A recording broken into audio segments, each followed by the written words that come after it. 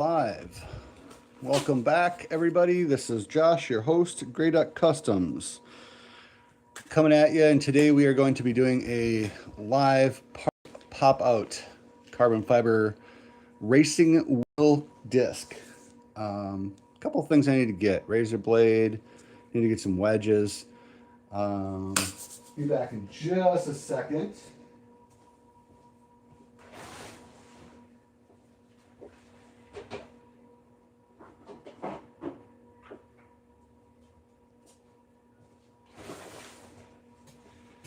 There we go. I think we're ready now officially. So this project is for a friend of mine going to Bonneville Salt Flats in just a few weeks. Name is Jack Albright. He runs a Chevrolet S10 in a mid-modified pickup truck class. It is currently the world record holder and goes 250 miles an hour. So these parts have been speed tested over the past few years, but he had a little incident on course a couple of years ago and broke one of the moon discs. So this is a replacement for that one.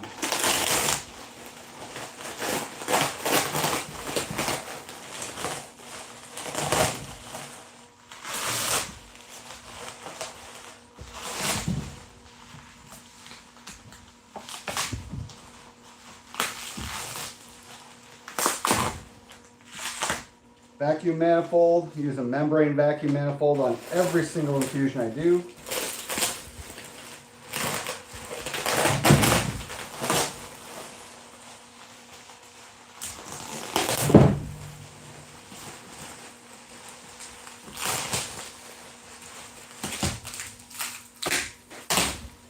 Here's my feed hose.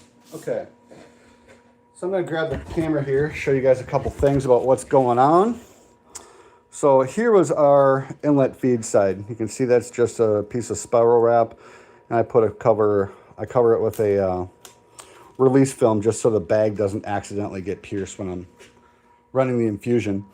So the orange stuff is a flow mesh that allows the resin to flow across the carbon fiber. Our green stuff here is what's called a peel ply, so it allows our carbon fiber to come off after the fact. You saw the vacuum manifold. I always put a section of Soric underneath it just to help the resin bleed to the manifold a little bit easier. It helps it breathe. I also in-mold clear coat everything. So you can see that there's in-mold clear coat beneath all the carbon fiber. A lot of guys don't do the in-mold clear coat. I don't know why. Makes absolutely no sense to me, but that's the way I do it. So that's the mold setup right now. We're going to peel off the flow mesh, we're going to peel off the peel ply, and then we're going to pop this moon disc out and see what it looks like live right out of the gate. So this peel ply that I use is from a place called Express Composites over in Minneapolis. It is a coated peel ply, so it comes off very, very, very easily compared to some of the other peel plies that you see in the industry. I highly recommend getting yourself some. I see a lot of guys struggle with that, and it boggles my mind. So again, you can see this clear in-mold coating that I do. This is like a clear gel coat mixture. It gives you a little bit of working room on this top surface to really sand out any potential blemishes, but what it also gives you is an ability to pop the part out a little easier. It's easier for me to slide the wedge underneath the part than without that. So I'm going to kind of work my way around the surface a little bit here. Give it a little love tap here and there. This should be a pretty easy part to pop out. It's obviously not very complicated from a shape perspective, but you still want to take your time. Little wood block there we got going down. This particular part is 7 layers of carbon fiber. There we go. So it is considered a structural piece, being that it goes very, very fast. And here is the moment of truth, the magic, if you will. Woo! Check that out, huh? That is right out of the gate, fresh from the mold, live. That is what I get on my parts. So when you guys see other people's channel and they're showing you really fancy stuff that they've doctored up after the fact, this is what I get right out of the gate. Not too bad. Not too bad at all. So this looks beautiful. I'm super, super, super happy with this one. So you can see it is near flawless. So that's what you get if you follow my channels and you watch my videos, my how-tos, my instructionals, my live. This is the quality of part that you're gonna be able to pop out of the mold. I don't do any gatekeeping. I don't hide any secrets like the other channels do. I show you the real deal. I give you the honest truth. So if you're into carbon fiber and you wanna make parts that pop out like this, give me a follow, throw me a bunch of likes, watch my videos, and you should be able to duplicate the results yourself. And if you can't, feel free to email me, message me, whatever, and I will help you get your parts to look like that, because that's the way it should look right out of the mold. A lot of that is mold prep, obviously. The mold surface that I run is very, very, very shiny for where we actually do our part running. You can see the reflection there. So the mold prep is part of that. But while I got you here, let me do a quick little trimming. I'll show you guys how I trim real quick as well.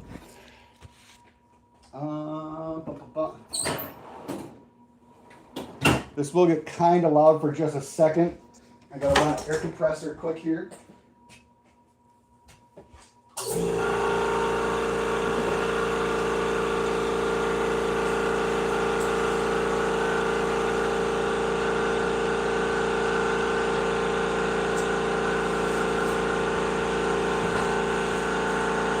Sorry about the compressor running.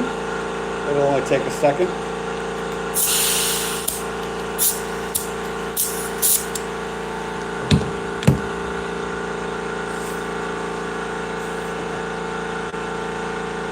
Or maybe 2 seconds. Sorry about that.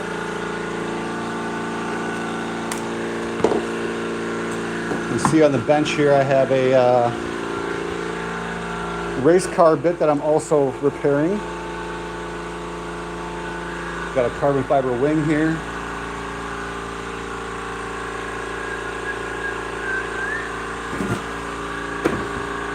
There we go.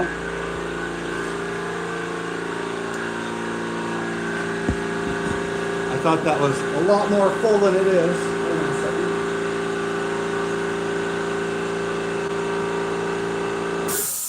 second. There we go. We're good to go. So that'll get me cutting for at least a minute. What I use to cut carbon fiber is a fancy dancy air saw. I see a lot of people that will cut carbon fiber with cutoff wheels and stuff like that. Don't do that. Get yourself a nice high quality air saw. This one is from Matco. They're not cheap. This is a $400 air saw. But this is the ticket for cutting carbon fiber. You do not want to mess around with that stupid Dremels and cutoff wheels and stuff like that. It makes no sense. So I get that it's kind of what everybody else uses, but you don't need to do it. Chris, yes, I am using a Duratec product. What I actually use is a mixture. So I use clear gel coat, and then I mix the Duratec Sunshield Clear in about 75-25. So it's 75% gel coat and 25% Duratec. And I do that. I do not use the high gloss additive. I use the Sunshield 070 is what I use to mix in with my clear gel coat. And so I do that. I do the mixture like that because if you only use clear gel coat, I'm just going to move the disc here for a second. So if you only use clear gel coat when you spray it in there, right, you're going to have a very, very, very tacky surface. And so when you mix the Duratec Sunshield Clear in, even 25%, you take some of that tackiness off of the gel coat. And so it's a lot easier to set the fabric without so much stick, if that makes sense. So yeah, I do a 75-25 mixture of clear gel coat and Duratec Sunshield Clear. And it has worked fantastic. Sorry, gotta just get this off there. So yeah, I mean, right out of the gate, that looks pretty good. And I can put a sand and a polish on this and it comes out even better. But typically what I tell people to do on my manufactured parts is if they want it shinier than this, I will recommend that they sand it down with like 320, 400 grit, and they take it to an automotive painter, and then they can put some actual automotive urethane on top of it, if that makes sense. Because then that really, really, really makes it pop. So I'm going to move this out to the edge here. Get this reset up a little bit. My camera skills are not the priority here, but so I'm not going to cut exactly on my line. I'm just going to show you how easy it is to cut with an actual air saw.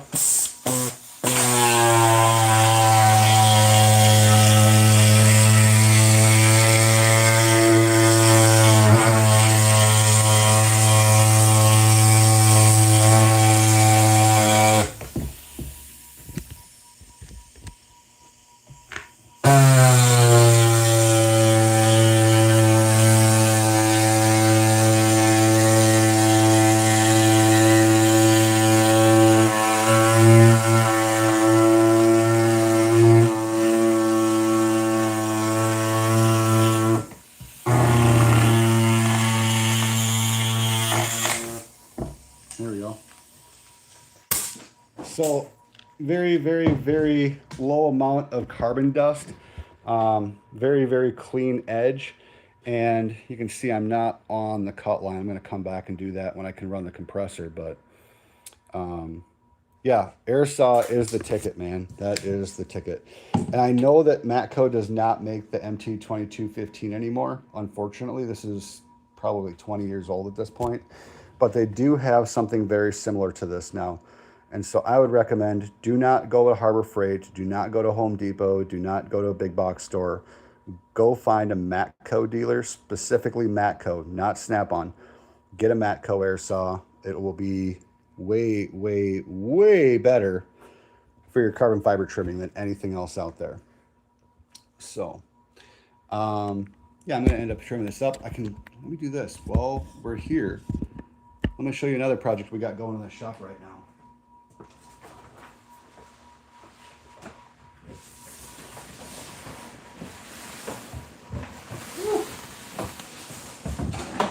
Parked over on the far side here.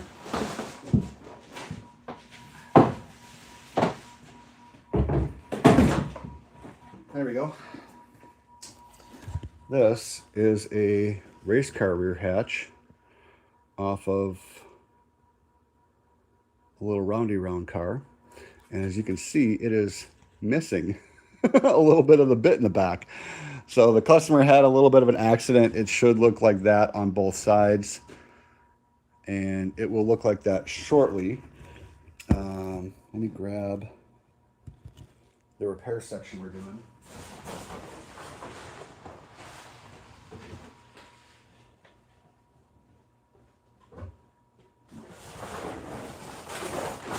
So my customer, thankfully, very, very thankfully, when he crashed his vehicle,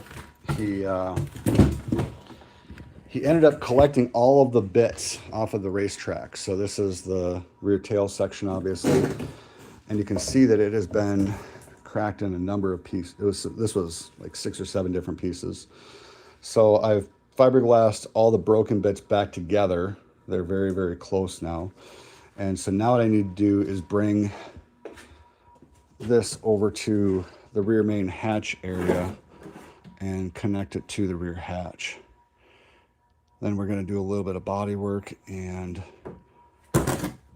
hopefully it looks like it never happened. And I think that'll be the case. And I was showing you guys a little bit earlier when he hit the wall, or tire barrier is what he actually hit. He did not hit the wall. He hit a tire barrier.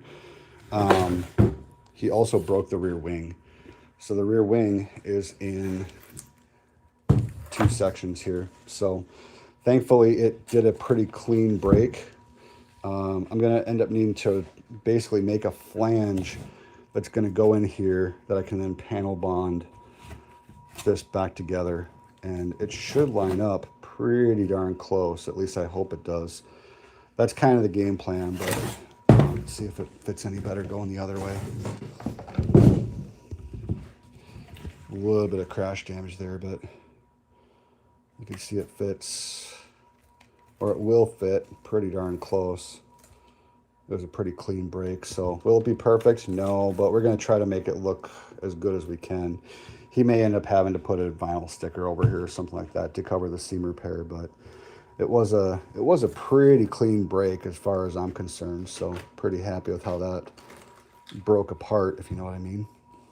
Because when it lines up that good, it makes the repair a heck of a lot easier to do than if we're missing a lot of bits. So that'll be next on the list. Like I said, I have to basically take I think what I'm going to end up doing is taking a mold of this outside wing shape, around the perimeter here, and kind of trimming that down and then gluing that on the back side of the carbon to kind of create like a step that this will then sleeve over.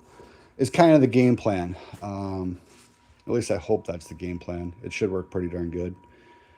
And then he should be back on the racetrack in no time. So between, missing little tail section there and a wing repair, he should be hitting the racetrack very, very, very soon. And I do a lot of race car repair for guys. I've got a few customers with some very, very cool race cars that we've done massive, massive amounts of repair on. And thankfully, I've been able to save them all so far. So, but yeah, that's about it for my live today, guys. I'm super, super stoked with how our carbon fiber racing wheel disc turned out. That is exactly what I was hoping for right out of the gate. So I'm going to get this trimmed up. I'll be posting a live here, and as always, like, share, subscribe, all that kind of fun stuff. If you have any questions, feel free to hit me up and ask me more. So, Great Custom, over and out. Have yourselves a wonderful weekend.